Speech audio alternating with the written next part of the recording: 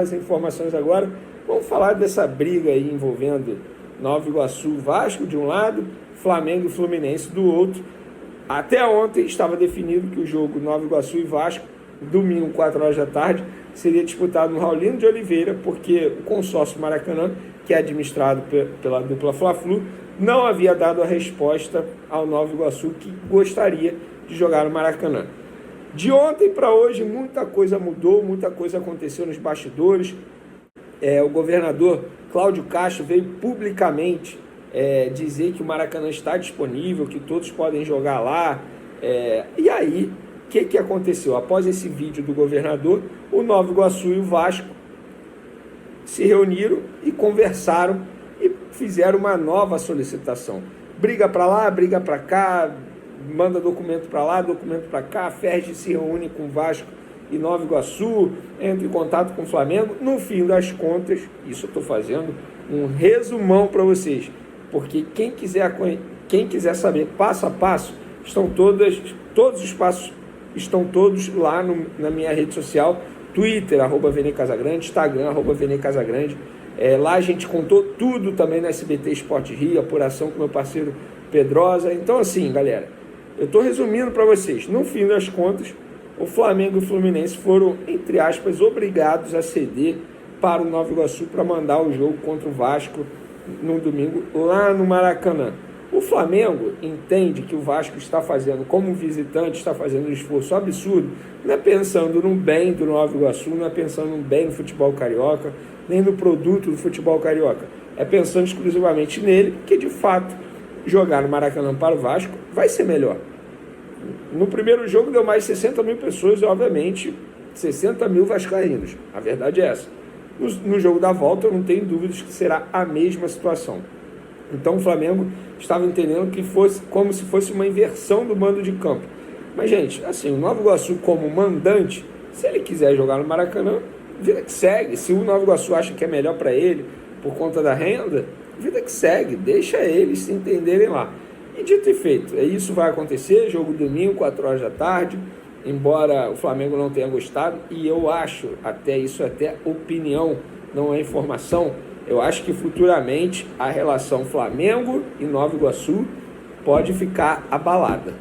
Mas está definido, o Maracanã, o consórcio Maracanã emitiu uma nota super pesada. Eu vou ler só o último parágrafo que disse o seguinte: a gestão do Maracanã é feita de forma séria, técnica e transparente. E esse comportamento lamentável do Vasco SAF visa tão somente criar fatos inverídicos para tumultuar o processo licitatório. Galera, a nota foi pesada contra o Vasco.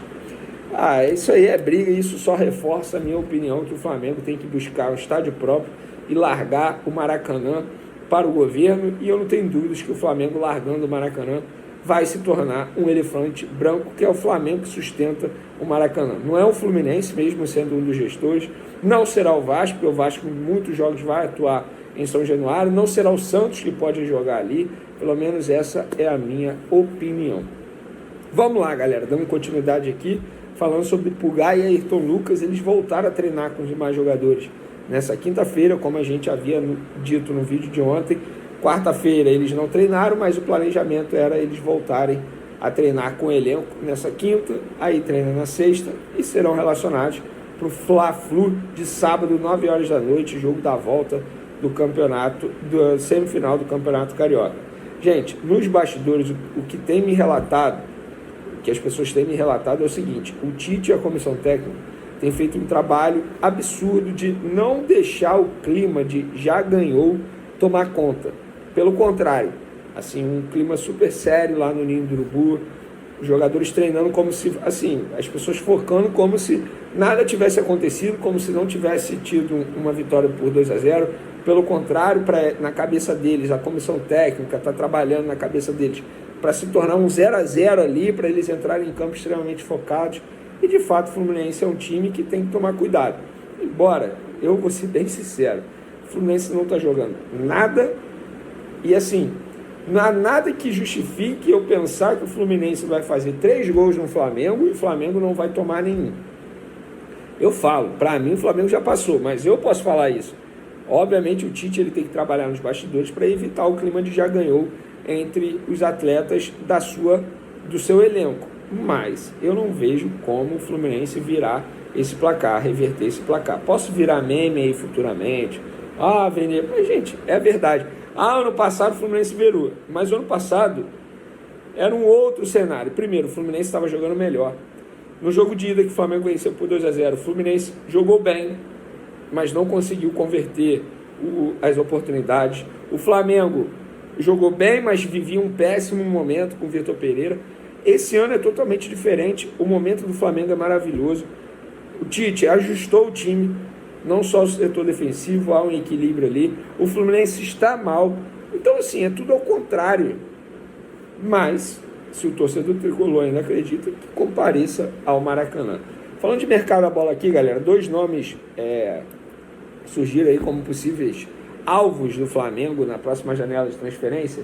E eu vou trazer o lado do Flamengo no vídeo de agora, porque como eu trouxe o lado da informação, o Ramon Sousa, informado pelo meu parceiro Luciano Calheiros, segundo esse dirigente do Flamengo, não procede.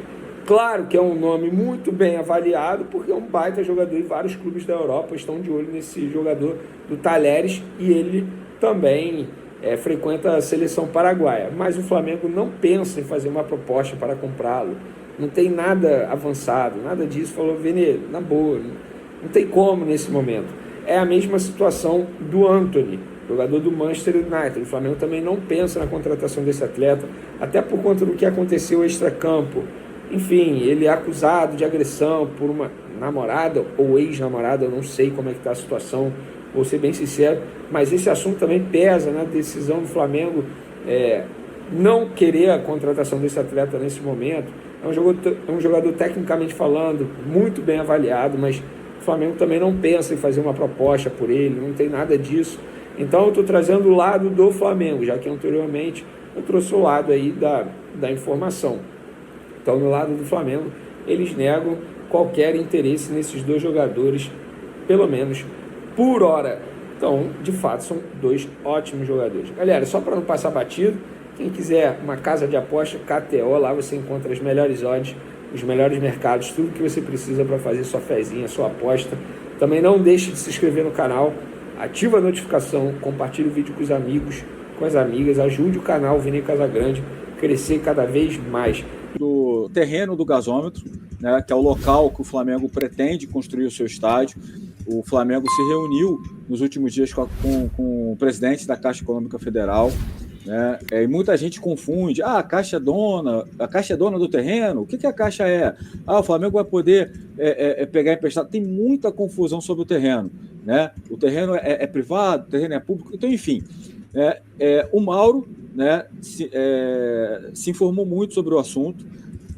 Também eu faço as palavras que o Mauro falou aqui há pouco tempo. Galera que quer saber também, vai lá no canal Mundo da Bola, do Fabrício Kika, que sabe muito do assunto também. E o Mauro vai explicar exatamente qual é a situação real, para vocês pararem de comprar várias versões aí, e muitas delas que não procedem. Então, Mauro, fica à vontade para falar aí sobre a situação atual do terreno do gasômetro. Qual é a verdade aí que tem? Qual o interesse do Flamengo e os próximos passos, Mauro? Primeiro, o terreno não é público. O terreno ele é de um fundo de investimento que é gerido pelo FGTS, então por isso tem a gestão da Caixa Econômica. Então não é público. Segundo, não tem nenhum empréstimo na Caixa Econômica. O Flamengo não está pedindo financiamento nenhum. O Flamengo está fazendo uma proposta de compra. E aí, se for aceita essa venda do terreno, aí o Flamengo vai apresentar qual o modelo que ele vai utilizar para pagar. Pagar à vista, parcelado, com que grana? Recursos próprios? Vai pegar dinheiro emprestado em algum banco? Vai pedir financiamento ao BNDES? Sei lá. Aí é outra história. Isso não foi discutido ainda, não chegaram nesse ponto. Não há projeto arquitetônico. Tem uma ideia, uma proposta. Olha, a gente quer fazer com um estádio de futebol assim, assim, assim. Isso que foi apresentado a grosso modo. Para entrar nos detalhes dos pormenores, mais adiante apenas isso vai acontecer. Aí tem uma série de absurdos que são publicados, como se, mamata, não sei o quê, tem nada disso. O Corinthians pega emprestado, critica, o Corinthians pegou emprestado com o BNDES, a linha de crédito da Copa do Mundo. Foi nada de empréstimo com a Caixa. A Caixa é o banco garantidor. Se uma empresa, qualquer empresa, resolver pegar dinheiro com o BNDES, ela tem que fazê-lo por intermédio de um banco. no caso para a Caixa Econômica. Por isso, é o banco garantidor, que garante que o BNDES não vai tomar calote. Então, a negociação da dívida fica com a Caixa. Essa é a história. Então, não tem, nem Corinthians tem empréstimo com a Caixa, o Flamengo não pediu nenhum dinheiro à Caixa. Se pedir, desde que ele pague, qual é o problema? Os bancos existem para isso. Ponto. Então, assim, ainda é uma coisa embrionária, ainda está no começo, e é o primeiro passo que tem que ser dado. Ter o terreno. Comprou o terreno, definiu, conseguiu as licenças, aí é outra novela, né? Para conseguir todas as autorizações para construir o estádio ali, aí sim, o Flamengo vai ter que seguir adiante. Isso, e quando definir, gente, esse processo todo com obra e tudo, é coisa de pelo menos 5 anos. Então, por isso mesmo, respondendo a pergunta do Fabinho sobre o Maracanã, o Flamengo quer ganhar a licitação do Maracanã para ficar com o estádio com o Fluminense por 20 anos, porque ele vai ter que jogar em algum lugar. Então, ele vai ter que ter o Maracanã. Em algum momento, se ele erguer o estádio em 5, 6 anos, ele terá os dois. Ele vai ser o co-gestor do Maracanã e vai ter o seu próprio estádio. Isso vai durar, se durar 5 anos, sei lá, 13, 14, 15 anos, algum tempo o Flamengo vai ter os dois locais. Um compartilhado com o Fluminense e o outro só para si. E aí vai jogar no Maracanã, clássicos contra o Fluminense, clássicos contra o Vasco, provavelmente vão ser no Maracanã, como são hoje, etc. Então, o Maracanã vai ser menos utilizado, mas vai continuar sendo utilizado, e passa a ser um problema do Estado quando acabar a concessão. E é isso que tem no momento. O resto é tudo especulação, mentira, que fulano disse que tem dinheiro público. Não tem dinheiro público, nem se discutiu como é que vai ser feita a compra. E o terreno não é público, o terreno é privado, é de um fundo de investimento. E qual pode ser a vantagem para esse fundo vender para o Flamengo? Além de fazer dinheiro, porque aquilo está parado, é um terreno parado, não gera receita nenhuma, só gera despesa, você paga imposto, aquela coisa está lá. São os terrenos ao redor que podem ficar valorizados e podem despertar outros investimentos. Enfim, entre outras possibilidades e questões. Outra coisa, pelo que disse o Fabrício Kika, no local, o terreno que o Flamengo quer construir, dá para fazer um estádio grande até, mas só o estádio. Negócio de cidade do Flamengo, tudo, é o estádio e só. No terreno que o Flamengo tenta comprar. Só cabe isso. Mauro, deixa eu tirar uma dúvida com você. O Flamengo tem, mas já tem uma fórmula, ou um pensamento de como, de repente, conseguir adquirir esse terreno? Por exemplo, o Flamengo pensa, são recursos próprios e tudo, até para a construção do terreno também. O Flamengo tomar a frente ou pensa, por exemplo, em parceiros para name rights, ou isso ainda nem foi debatido? Não, isso não foi debatido. A única coisa que eu sei disso foi o que o Landim me falou naquela entrevista em 15 de novembro do ano passado. Ele pensa em fazer uma SAF parcial, que ele pensa que o estádio pode ter o mesmo papel que o Walmart tem no mercado dos Estados Unidos, ou seja, ser um imã que vai atrair outros investimentos na região, esse tipo de coisa. E surgiu uma informação aí que uma construtora poderia estar interessada também no terreno. Você tem essa informação ou não, Mauro? Não tem. Existem alguns comentários existem de que incorporadoras têm interesse e tudo, mas assim, de concreto eu desconheço. André, muito a se falado, né? Você acabou de falar sobre a questão de contratações, mas em relação ao estádio também muita coisa distorcida. Então, por isso que a gente resolveu aqui esclarecer. Acho que é importante, né, esclarecer para a galera que acompanha a gente aqui na S1 Live. O Mauro trouxe informações. Recomendo lá o conteúdo do Fabrício Kika também no Mundo da Bola, que também é muito bem informado. É isso, né? Até que ponto você acha que também é importante o Flamengo ir deixando as coisas claras? Mas também não é toda hora, né? É esperar as coisas avançarem, né? O Flamengo ainda precisa negociar e avançar com a Caixa e depois, como o Flamengo costuma fazer com o seu balanço e tudo, ser transparente exatamente como está sendo feito, né? Quando tiver a informação, né, concreta, né? Aí você vai divulgando, vai mostrando, e eu acho que não tem que ficar... Eu acho que tem que meter, se for verdade isso aí, que teve jornalista com espaço em TV aberta, falando na TV aberta sobre isso, tem que tomar processo, né? Então, basicamente, nesse momento é só isso.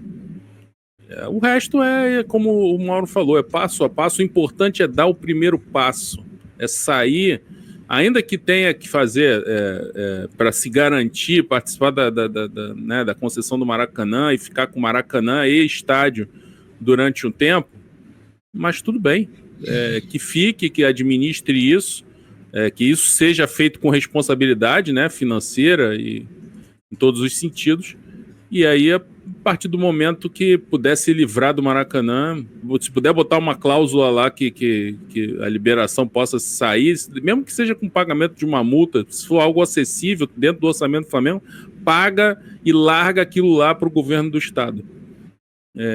Porque é muito abuso. Larga lá para a Ferdi. Vocês não gostam do Maracanã e tal, não gostam de comer uma fatia grande da renda de cada jogo lá, e muitas vezes o jogo ficando deficitário, mesmo sem... não é tão pouco público assim. O Flamengo botou outro dia 40 e pouco e deu prejuízo. Então, assim, que fique para eles. E o Flamengo vai ter seu estádio para jogar futebol nele, para mandar os jogos. E aí, aquilo que o Mauro já falou, o Kika também, sobre acústica, meter pressão no adversário, virar um inferno. Que eles estão com medo por causa disso. Se o Flamengo já é forte no Maracanã, com aquele tamanhão, um campo meio neutro, se fizer um estádio para botar pressão, meu amigo, se o Flamengo tiver minimamente competitivo, ele vai passar por cima de todo mundo em casa. E é isso que tá todo mundo aí se borrando de medo. Mauro, só para falar sobre os próximos passos do estádio, para a gente voltar para o assunto futebol, né, dentro de campo, os próximos passos agora é manter reuniões e ir negociando com calma, né? Não é uma coisa que pode acontecer do dia para a noite, provavelmente vão ter algumas reuniões, né, ainda, né? Muitas. Isso vai se arrastar, gente. Isso é uma novela, é um assunto longo, não é uma coisa que se resolva rapidamente. Muito mais demorado do que a contratação do Léo Ortiz, esqueça. O pessoal acha que é rápido. Não é rápido, isso é um processo lento. Aí depende, o Flamengo não conseguiu terreno, vai em busca de outro. E o Landim termina o mandato dele no final do ano. Eu imagino que ele queira deixar a presidência sendo o presidente que comprou o terreno do estádio. E as pessoas vão lembrar, não fosse o terreno que o Landim comprou lá quando era presidente, em 2024, o Flamengo não teria o estádio. Então, eu acho que é isso. Ele pode até voltar a ser presidente e inaugurar o estádio. Porque como é uma obra longa, ele vai ficar 3 anos fora da presidência, mas ele pode se reeleger daqui a 3 anos, no final de 2027. E aí pode coincidir até com a eventual inauguração, se a obra começar, digamos, ano que vem. O Flamengo resolve tudo esse ano que vem começa a obra aí. 25, 26, 27, 28, 29. Se ele voltar em 27, ele é presidente em 29. Pode ser não. Acho muito provável que isso tenha passado pela cabeça dele, duvido que não. Pelo menos tenha pensado em algum momento. Mas é tudo especulação, gente, não tem nada. É um processo lento, demorado. É só lembrar como foi o do Corinthians. Como foi. Essa questão do terreno, tinha tubos da Petrobras e tal, enfim. Saudações rubro-negras, sejam todos bem-vindos ao nosso canal Mengão News Oficial. Passar aqui, pessoal, uma informação muito importante. O Flamengo abre o jogo sobre o interesse em Antony do Manchester United. É isso mesmo, torcedores, o Flamengo aí, né? Vou passar a informação aqui para vocês. O Flamengo segue de olho no mercado de transferência buscando reforçar o elenco para a temporada de 2024. No entanto, apesar do interesse em contratar novos jogadores, a diretoria do time do Flamengo negou a possibilidade de fechar com o atacante Antony do Manchester United. De acordo com a informação da jornalista Isabelle Costa, da Casé TV, a diretoria do Flamengo negou interesse em contratar Antony neste momento. Desse modo, a notícia sobre o jogador brasileiro do Manchester United não procede, ali na Gávea. É o Antony que vive em baixa no Manchester United em 2022, quando foi comprado pelo Ajax por 95 milhões de euros, atingindo uma das maiores transferências da história do futebol mundial, né? Então, o Antony aí chegou muito caro à equipe do Manchester United e não conseguiu se firmar, né? Não conseguiu ser aquele jogador que se esperava dele, torcedor. É isso mesmo, né? O Antony praticamente foi uma contratação que decepcionou demais os torcedores do Manchester United, beleza? Então é isso aí, rapaziada. Essa aqui foi a nossa informação de hoje. Espero que vocês tenham gostado. Se você não é inscrito, tem um botãozinho vermelho com o nome inscreva-se. Então já se inscreva no canal, deixa o seu like, ativa o sininho de notificações. E lembrando, deixa muito like nesse vídeo pra gente bater a meta de 100 likes nesse vídeo. Então eu conto com a sua ajuda. Deixa muito like pra gente bater a meta de 100 likes. Se Deus permitir, mais tarde voltarei com mais informações do nosso Mengão.